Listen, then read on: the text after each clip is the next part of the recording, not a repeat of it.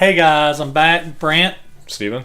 I'm back from the In My Head channel, and what we're going to do is we're going to do another episode of Song Exchange. So if you haven't watched another one of the Song Exchange videos before and you don't know the premise behind it, go back and watch one of the other ones. But basically what we're going to do is we're going to play songs for each other. That I'm going to play a song that I like, that I think he might like. He's going to play a song that he likes, that he think I might like.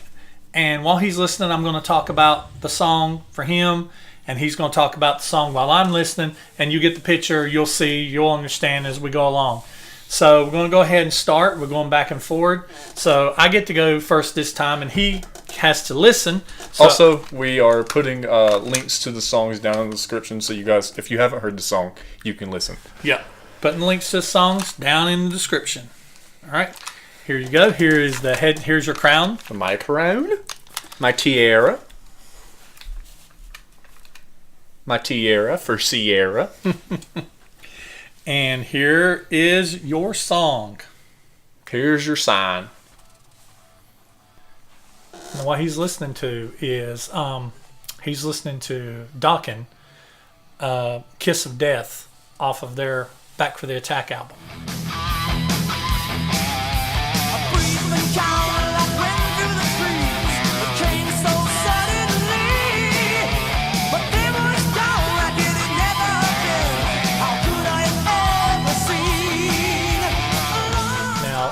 I think Dokken is one of those bands that never really got the full commercial attention that they deserved. They kind of got caught up in the 80s hair metal thing, trying to look all 80s hair metal, trying to look like Motley Crue, and trying to look like Poison and Warrant, and they weren't. George Lynch is an amazing guitarist, amazing songwriter.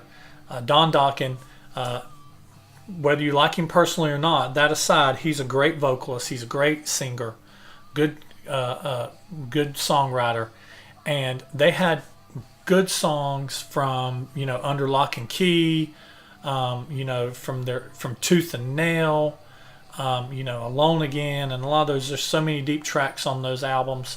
I think that there's some filler tracks on all their albums.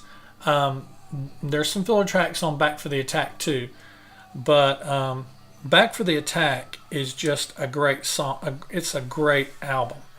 It's got Kiss of Death on it. It's got Prisoner on it, which is a good song. Night by Night's a good song. Standing in the Shadows is a good song. Heaven Sent is a good song.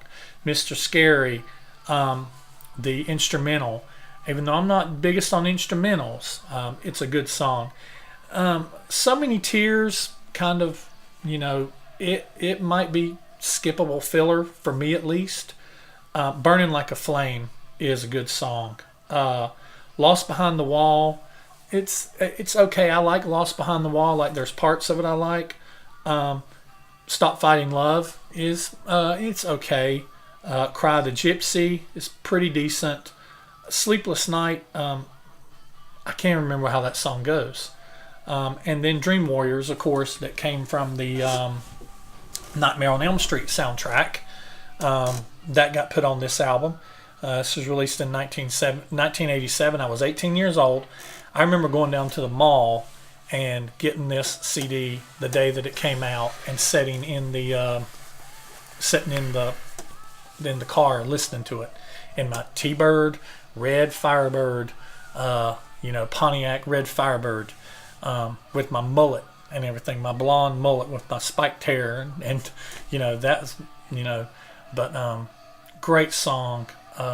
If you've never heard Kiss of Death, I don't know what rock you've been under, but if you have never heard it, check the link down below in the description and give it a listen. And tell us what you think about it. Tell me what you think about it. I want to know if I got any more Dokken fans out there. It'd be nice to know there's some fellow Dokken fans out there. But it's coming up on the end of the song here for him. And I'm anxious to hear, because this is right up his alley. But I know that he's not always big into the 80s hair metal, spandex metal type stuff. But he does appreciate a good guitarist when he hears one. And I don't know if he knows George Lynch or knows the Dokken, but we'll find out here in just a second.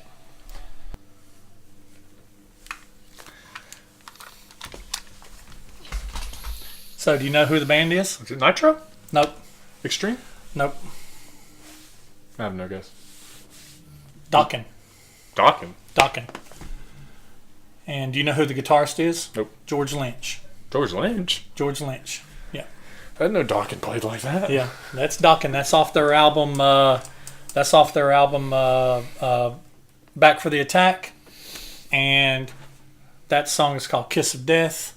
And what's funny is, Kind of guessed that. What's funny is, they had a song called "Back for the Attack" that was released like on a B-side, or I can't remember exactly how "Back for the Attack" was released, but they have a song called "Back for the Attack" that did not make it to the "Back for the Attack" album, which I thought was really weird.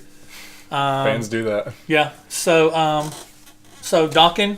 Well, the reason I thought it was like either Extreme or Nitro is because it sounded like what's his name, Michelangelo Badio. Mm-hmm. I'm like, that's some serious shredding going on. This dude is good. Mm-hmm. I didn't realize George Lynch had those kind of chops. Yeah. Which, I mean, credit to him. That's some good stuff right there. Yeah. I really like it. I feel like the drums are a little soft. Mm-hmm. They're not really up there. Mm-hmm. But that's another really good song. I could see myself listening to that, like on my way home from work or something. Mm-hmm. That's a nice little jamming song, and so man, that's pretty good. I really like that. I'm gonna go like hard 9 on that. All right, I like it a lot. Awesome, that's some good stuff. And awesome. I've not listened to a lot of Dokken, so because I was always under the impression that Dokken was more kind of Black Sabbathy. Yeah. So I was like, I'm not into that. So. Yeah. I was going down through the track listing while you were listening to it, and I was telling the viewers what songs I like off of it. And that song's probably about, I think it's a little more killer than it is filler. I like probably, I'd probably score 5 or above for about 70% of the songs on that album. Right. So there's a couple songs. There's one I couldn't even remember how it went. So apparently it may take something to jingle it, and I'd be like, oh yeah, I do like this song. Yeah. But there was a couple down through there. I knew which ones I liked, and so the songs you really like. I would give Back for the Kiss of Death. I'd give it probably around, as far as Dokken songs goes, compared to their other songs. Comparing it to, you're just saying that you like the song, but me comparing it to Dokken's other songs and what I like as far as their other songs goes, it's probably a 9. It's probably one of their better songs. All right, so my turn. I need the jack. I need the headphone lead, sir. You need the aux lead. How long was that song? It's a little lengthy. It didn't feel very long. It's got a heck of a long intro on it. I mean, it's got a heck of a long intro. I heard that. So okay, my turn. Yep. Headphones on. Alright, so this song is called Storytime. It's by Nightwish. It's off their Imaginarium album that was written and released in 2011.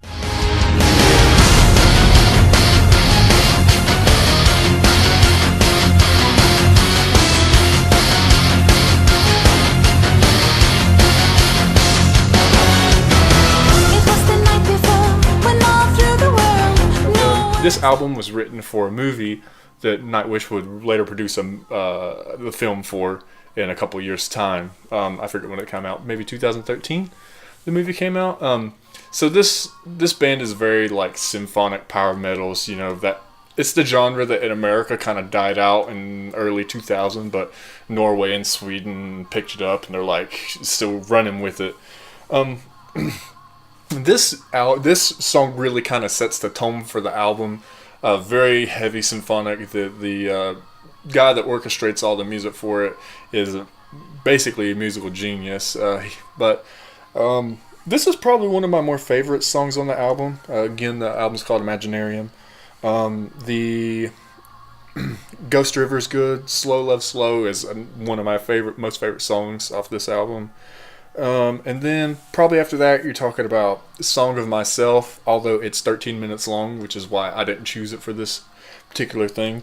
And then the final track, Imaginarium, which is just all instrumental, orchestrated, no guitars or anything like that. But the thing I like about that song is it hits all the important melodies throughout every song. So it's kind of just more like a catalog of the album. I really like that one a lot. Nightwish has always been put under by personnel issues. They had a singer before the one in this album named Tarja Turunen, and she basically made it rich off the band and kind of refused to leave, to the point where they just decided to fire her. And the thing is, it's kind of hard to even find material from Nightwish that she is involved with, because they've removed most of it. I know it's not even on Google Play. Then you've got Annette Olson, who comes in the picture with Dark Passion Play and then Imaginarium. And then I believe she had some personal issues that caused her to leave the band, and she's not currently. Their biggest song was I Wish I Had an Angel, which was with Tarja Turunen. And their biggest song with Annette Olson was Amaranth, which was on another movie soundtrack. It's not on this album. But that's a really good song as well. That was actually one that I was wanting to play. Nightwish has been around for a while, but I have never met anyone in America that has heard of them. Let's see where they hail from. I don't have that information immediately available. But I think they're from Norway or Sweden, one or the other. At least that's where most of the original members hail from. But Imaginarium is another album that's really good, but it's there are some parts where it gets a little goofy with like some circus type music going on. So Storytime is a good way to get yourself prepared for what kind of music to face in this album. I recommend it highly, though, if you are into this type of music. All right, we're back. Okay. What do you think about that? So you want to take a wild guess at who it is? I have no idea. Who was that? Nightwish. Nightwish. You want to guess the name of the song? No. Okay. What's the name of the song? Storytime. Storytime. Wow, I actually really enjoyed that. I liked the sound, the overall sound of the song. The musicianship was good. I liked that it mixed the orchestra with the guitar and the heaviness of the guitar. It almost had like a gothic feel to it, but not quite gothic, an industrial gothic, but just orchestral type sound to it. I was quite surprised when the lead singer came in and it was a girl. And at first it took a few minutes for her voice to grow on me. But once the voice grew on me and everything, it definitely fit. And I liked when the certain parts, when there was a part in it where they kind of changed and it went into the real heavy orchestral part and they're banging on the kettle drums. Yeah. That was pretty good. I mean, I would like to hear more of their stuff, so because if they do a lot of stuff, if that's very typical of what they do, that's very, very typical. Then I'd like to hear more of that. And I picked that one. I was explaining to viewers, I picked that one largely because it's one of the shorter songs on this album. This album is called Imaginarium, which was an album that was written for a movie that the band was producing called Imaginarium. Mm-hmm. It has I was going to say that it almost felt like I was watching a montage. I could see a montage in a movie where somebody's fighting a dragon or something like that, because it just had that grandness about it, that it seemed like it's music that didn't belong on headphones. It belonged on a big screen. Yeah. And so, but I dig music like that. And like I said, if that would have been all of that, I like the singing. And you know me, like I said, I'm not big on instrumentals. So the fact that it had singing in it brought the level up. If that had been just an instrumental, I probably would have been struggling to score it a 5 or a 6. Mm-hmm. But having the singing in it and the type of singing and the singing definitely fit the song, I score that like a 9. Really? I mean, yeah, I really liked that. Wow, I didn't expect that. Yeah, I really liked that. But, really did. But I'm definitely going to check more of them out. I definitely recommend you guys, if you've never heard of that band, Nightwish, We'll have the link down in the description, but definitely recommend you guys checking them out. And if you've heard these bands, if you've heard Dokken, and if you're a Dokken fan, like I said earlier, let us know. If you're a Nightwish fan, let us know. And let us know if you like this segment. This is the third one now. Yeah, this is just something we're trying. If we get some positive vibes from it, we'll keep it up. Yeah. And maybe in the future, if this gets big enough, maybe we'll take song recommendations and give on the spot reviews. But anyway, we're going to go ahead and wrap this up. Song Exchange. We appreciate you listening and watching. I am Brant. I'm Steven. And we'll see you next time.